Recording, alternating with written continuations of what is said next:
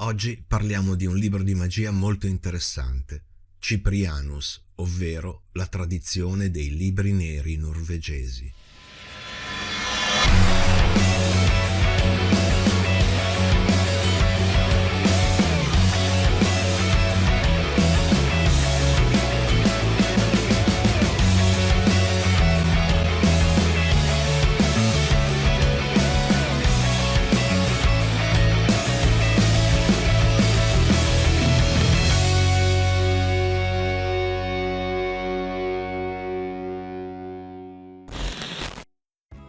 Ciao a tutti e benvenuti o bentornati sul canale YouTube della Stella a 8 Punte. Io sono Yuri, il vostro ospite e autore del blog omonimo.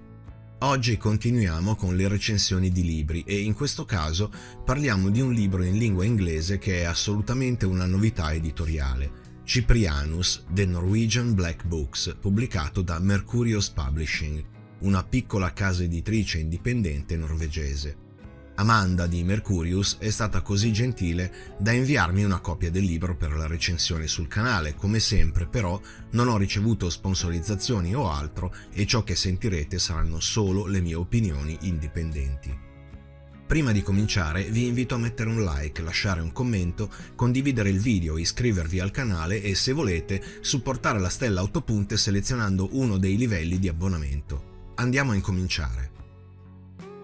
Cyprianus è un testo introduttivo alla tradizione dei libri neri norvegesi o svartbøker, grimori personali di praticanti che venivano talvolta passati di generazione in generazione e contenevano una vasta gamma di incantesimi e rituali.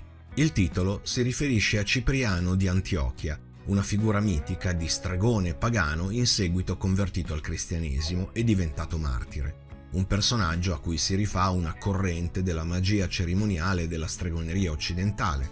L'attribuzione di vari grimori a Cipriano è attestata in tutta Europa e ci sono in modo particolare tre correnti principali di testi che si rifanno a tale figura: la corrente spagnola, quella portoghese e quella nordica. Ho già parlato tempo fa in diverse live di un altro testo che si occupa della corrente norvegese, The Black Books of Elverum di Mary S. Rustad, uscito nel 2009 per i tipi della Gald Press. Ho scritto anche un articolo in merito che trovate nella descrizione del video. La Mercurius Publishing ha deciso di pubblicare un testo più ampio, che presenti non solo i diversi manoscritti ritrovati, ma anche una panoramica più generale e, in effetti, almeno metà del volume è dedicato a dimostrare come varie correnti esoteriche siano confluite nella tradizione dei libri neri norvegesi, dalla magia più antica fino alle pratiche europee rinascimentali, dall'alta magia a quella più tipicamente folclorica e legata all'erboristeria, alla medicina e alla stregoneria. I libri neri in effetti sono molto simili ai grimori dei Cunning Men britannici e possono contenere ogni tipo di informazione occulta che possa essere utile alla vita dei praticanti. In alcuni casi si tratta di copie di altri libri di magia, oppure salmi e passaggi biblici, o ancora di rimedi per incidenti o malattie, proprietà di erbe officinali, incantesimi e preghiere di protezione, magie per ritrovare oggetti smarriti o rubati, per scovare tesori, per attirare l'amore e la buona sorte, eccetera.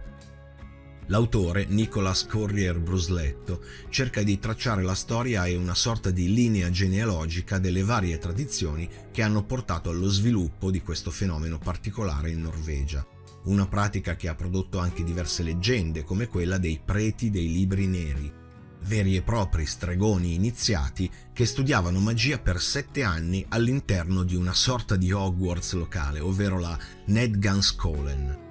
Questo termine particolare viene tradotto generalmente come scuola della discesa o forse della discendenza, ma ha anche i significati di declino, diminuzione, crisi. Secondo il folklore, la scuola di magia si trovava curiosamente nella città di Wittenberg, in Germania, a più di 900 km da Oslo. Solo dopo aver completato il percorso di studi che veniva impartito niente meno che dal diavolo in persona, i preti avevano il potere di utilizzare il libro nero, di copiarlo e di operare magia nel modo corretto.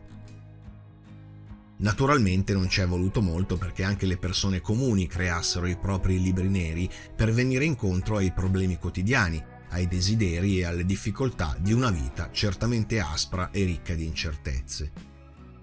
Le influenze della cultura popolare, delle leggende, delle tradizioni di magia, erboristeria e stregoneria folcloristica in questi testi si incontrano e si sposano con elementi di magia goetica, di magia cerimoniale, di alchimia e di cabala, nonché con le preghiere, le pratiche e le figure della cultura cristiana come santi e arcangeli.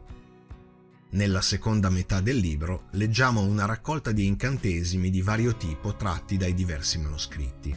Ad esempio, come curare un cavallo zoppo, come combattere o prevenire il malocchio, come creare pozioni e unguenti curativi, come trovare l'amore di una giovane donna, come scoprire un ladro, come fermare emorragie, curare raffreddori e mal di denti, aver cura del bestiame, nonché diverse pratiche molto particolari di divinazione oppure tecniche per scoprire se ci sono dei troll nel villaggio o in chiesa durante la messa. Non mancano incantesimi della cosiddetta magia nera, rituali di evocazione e magie che hanno a che fare con potenze demoniache e oscure. Non c'è dubbio che l'autore abbia una conoscenza molto approfondita non soltanto dei libri neri e delle pratiche magiche norvegesi, ma anche delle tradizioni esoteriche occidentali e antiche nel loro complesso, e questo libro è senza dubbio un'ottima introduzione ai libri neri. La cosa interessante è che si tratta solo del primo volume in una serie e recentemente Mercurius Publishing ha annunciato l'uscita del secondo volume, che sarà disponibile nel 2025, probabilmente quest'estate o quest'autunno. Healing Book, Herbal and Medicinal Remedies, il libro della guarigione, dei rimedi medicinali ed erboristici, che ovviamente si concentrerà su questo aspetto delle pratiche contenute dei vari manoscritti dei libri neri.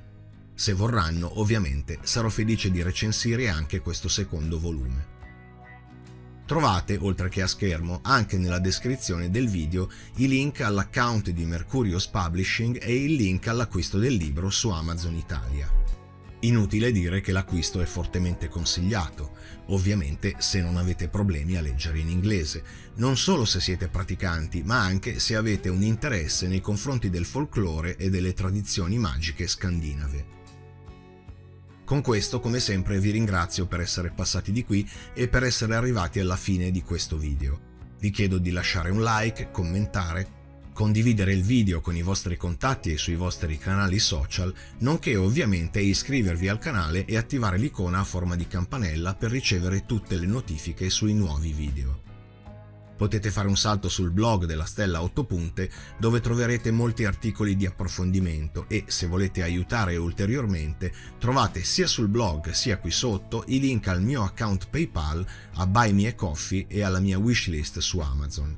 Vi ricordo inoltre che ho attivato la membership al canale e se vi va potete scegliere uno dei livelli di abbonamento. E a tal proposito voglio ringraziare moltissimo Sara Tarro e Raffaella Galli che si sono iscritte a livello Adeptus, nonché Oettam SBG che si è iscritto a livello Magus.